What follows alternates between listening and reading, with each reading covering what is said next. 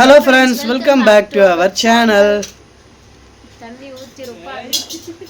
Hey, இப்போ என்ன பண்ண போறேன்னாக்கா இன்னைக்கு ஃபுல்லா ஒரு செகண்ட் கூட மழை விடவே இல்லை. அப்படியே காலையில இருந்து வெயில் இல்ல மழை கிளைமேட் இருந்துட்டே இருக்கு. வேலை செய்ய போன இடத்துல அதனால தான் லேட்டாகவே வந்தேன். விடாம இப்போ தூரல் போட்டுக்கிட்டே தான் இருந்தது. எனக்கே குளிருது. எல்லாருக்குமே வந்து சளி கோல்டு இருமல் உடம்பு வந்து மழையில வந்து மழை வந்தாலே ஆட்டோமேட்டிக்கா வந்துரும்பாங்க நம்ம அந்த இருமல் சளி எல்லாமே. சரி இப்ப விஷயத்துக்கு போயிடலாம் ஓகேவா. இப்போ அன்னைக்கு ஒரு vlogல சொல்லியிருப்பேன் வழிநடுக்க ஃபுல்லா மரவள்ளி கிழங்கு அப்படின்னு சொல்லிட்டு. அது என்னமோ தெரியல இந்த கிளைமேட் ஆனாலே மரவள்ளி கிழங்கு வந்து நிறைய விற்க ஆரம்பிச்சிடுறாங்க. ரோடு ஃபுல்லா அந்த நீட்டா பந்தல் போட்டுட்டு மரவள்ளி கிழங்கு விற்கிறாங்க. ஸோ இது வந்து அப்பா எடுத்துட்டு வந்தாங்க.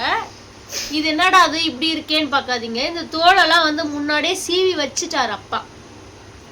இங்க பாருங்க இதுல இருக்கும் இல்லையா தோல் எடுத்துட்டாங்க அப்பா. இது உள்ள ஒரு தோல் இருக்கு அதை வந்து சிப்ஸ் போடுறதுக்கு எடுக்க தேவையில்லன்னு சொல்லிட்டாங்க. ஆனா எடுக்கலாமா இல்லையான்னு எனக்கு தெரியல.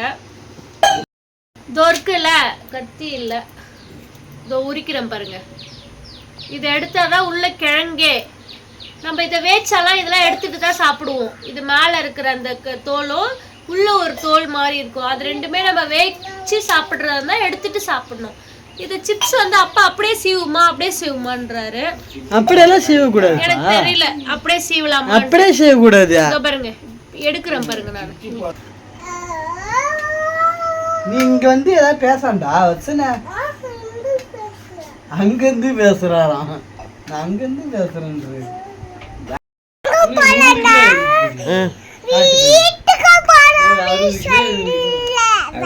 அப்புறம்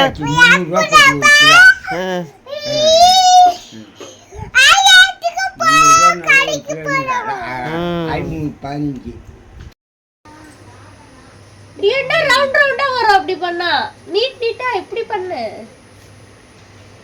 லாஸ்ட் டைம் நீ தான் பண்ண சிப்ஸ். அப்புறம் நான் அதுக்குள்ள மறந்துட்டேன்.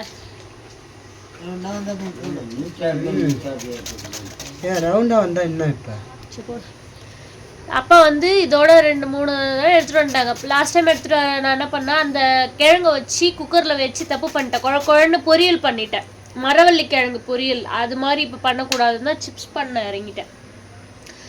பொரியல் வந்து எங்கள் அம்மா வீட்டிலலாம் சிப்ஸே போட மாட்டாங்க. எப்பவுமே அப்பா வந்து அடிக்கடி இந்த கிழங்கு வாங்கிட்டு வருவாங்க. கிலோ 50 ரூபாய் அது மாதிரி எப்பவுமே பொரியல் பண்ணி சாப்பிட்ருவாங்க. பட் நம்மளுக்கு அந்த பொரியல்லாம் அவ்வளோ செட் ஆகல. இந்த சிப்ஸ் பண்ணால் நல்லாயிருக்கும் இல்லையா, அதனால சிப்ஸ் பண்ண போகிறோம். இதெல்லாம் அப்படியே சாப்பிட்லாம், சூப்பராக இருக்கும். ரோஸ் கிழங்குன்னு சொல்லுவாங்க, அதுவும் நல்லா இருக்கும். நீங்கள் வந்து அந்த தோல்லாம் இருக்கு இல்லையா 2 தோல் அதை உரிச்சிட்டு அப்படியே கிழங்க சாப்பிடலாம். டேஸ்டா இருக்கும். கிழங்கு இருந்தா வந்து குழந்தெல்லாம் பிறக்குது இல்லையா பால்லாம் கிடைக்கும். அதனால மரவள்ளி கிழங்கு வந்து நிறைய வாங்கி சாப்பிடுங்க. இந்த டைம்ல கிடைக்கும். இந்த டைம்ல வாங்கி சாப்பிடுங்க. எல்லா டைம்ல கிடைக்குமானா எனக்கு தெரியாது. ஆனா இந்த டைம்ல கிடைக்கும் நிறைய.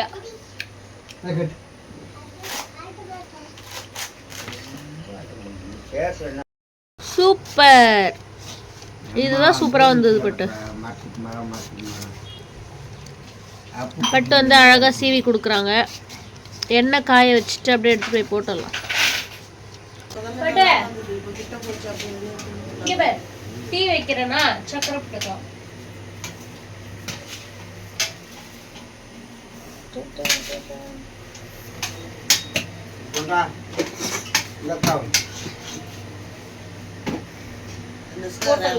இங்க பாருங்க இந்த நாசீவன பட்டு சீவன இங்க பாருங்க. தூளா சீவி வச்சுக்கிறாங்க பொடி பொடியா. ஆனா கொஞ்சம் திக்கா இருக்கே. தின்னா இருந்தா தானே வேவும். இது எப்படி என்ன பண்றது தெரியல. இது மாதிரி சீவிட்டேன் போட்டு பாப்போம். வேவுதா வேவு. போட்டு பாப்ப பஜ்ஜி மாரி போடுற. பஜ்ஜி இல்லடா, சிப்ஸ். சிப்ஸ். ஒழுங்கா வந்து டீ குடிக்கிறல்ல அடிச்சிருவேன். ஏய் அங்க கரெக்ட் பாரு, அந்த மிச்சி கிட்ட ரோட்டுக்கு போய் அனுப்பிட்டான பாரு. ஏலக்காய் டீ, ஏலக்காய் டீ போட்டு இது மாதிரி ப்ரௌன் ஆனதை நம்ம எடுத்துடலாம். சூப்பர். கொஞ்சம் நீங்கள் ஒயிட்டாகவே எடுத்துக்கோங்க, நான் கொஞ்சம் தீயை விட்ற மாதிரி பண்ணிட்டேன். அப்பா நல்லா இருக்கா? அப்பா வந்து நுறுக்கி நுறுக்கி வாயில போட்டுக்கிறாங்க, ஏன்னா பல்லு இல்லைல்ல, அதனால. வச்சன் உனக்கு எப்படி இருக்குப்பா? நல்லா இருக்காடி. சரி சாப்பிடுங்க. போட்டு எடுத்துட்டு வந்து அப்பாவுக்கு கொடுத்தாச்சு. ஃபர்ஸ்ட் அப்பா வந்து சாப்பிட்டு ரிவ்யூ சொல்லிட்டாரு, டேஸ்டா இருக்கு அப்படின்னு. நம்ம சாப்பிடலாமா?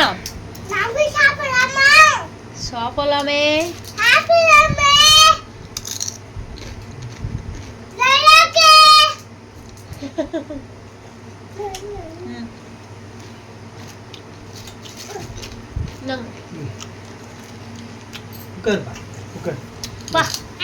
சூப்பரா இருக்கு இல்ல? உப்பு காரம் எல்லாமே வந்து பர்ஃபெக்டா இருக்கு. நல்லா இருக்கு. ஆனால் எனக்கு சாப்பிட்ற மூடு இல்லை. ஏன்னா நான் மணி ஒரு 3:30 மணிக்கு சாப்பிட்டேன்னா பூவா சாப்பிட்டாங்க. நல்லா சாப்பிட்ற மைண்ட் செட் இல்லை. அதில் காலி ஆயிடும் டக்குடு.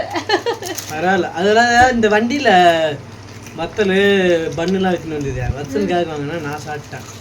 வச்சனுக்காக வாங்கினா நீ சாப்பிட்ட.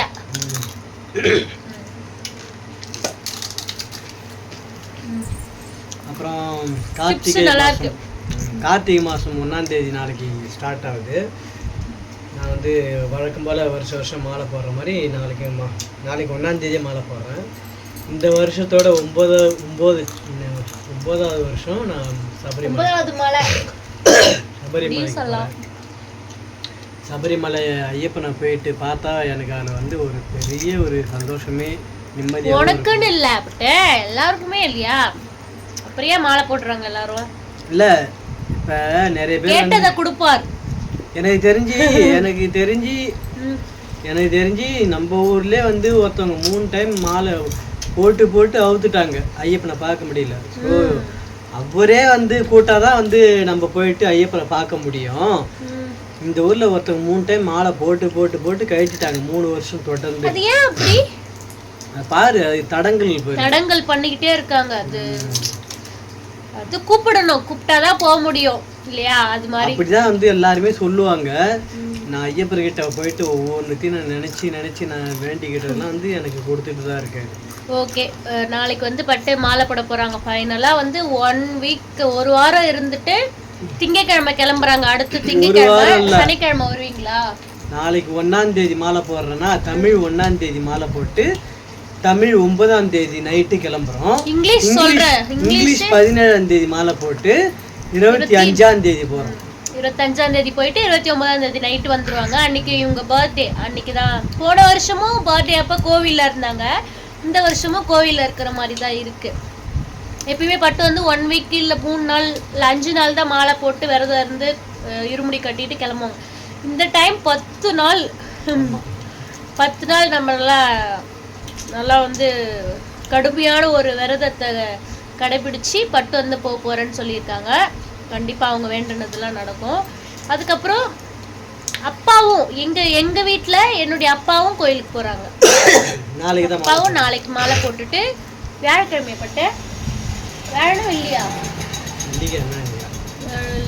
திங்கக்கிழமை வந்துருவாங்க இல்லை ஞாயிற்றுக்கிழமை வந்துருவாங்க. அப்பாவுக்கு எப்படின்னா 3 நாள் தான், இவங்களுக்கு தான் 1 வீக்கு. என்னுடைய அப்பா வந்து 3 நாள் 4 நாளோ என் அப்பாவும் போகிறாங்க. பட்டு வந்து 8 வருஷம் முடிஞ்சு 9வது வருஷம் போகிறாங்க. 9வது மலை ஏறுறாங்க. என்னுடைய அப்பா வந்து எத்தனை வருஷம்னு எனக்கு தெரியல, நான் கேட்கணும். என்னுடைய மாமனார் வந்து 25 வருஷம் போயிருக்குன்னு சொல்கிறாங்க. மேலே 18வது மலைலாம் போய் தென்னங்கண்ணெல்லாம் வச்சு அது மாடு சாப்பிட்டுச்சா. ஸோ உங்கள் வீட்டில் யாரெல்லாம் சபரிமலைக்கு போகிறீங்க? எத்தனை வருஷம் போயிருக்கீங்க? குருசாமி கண்டிசாமிலாம் இருப்பீங்க.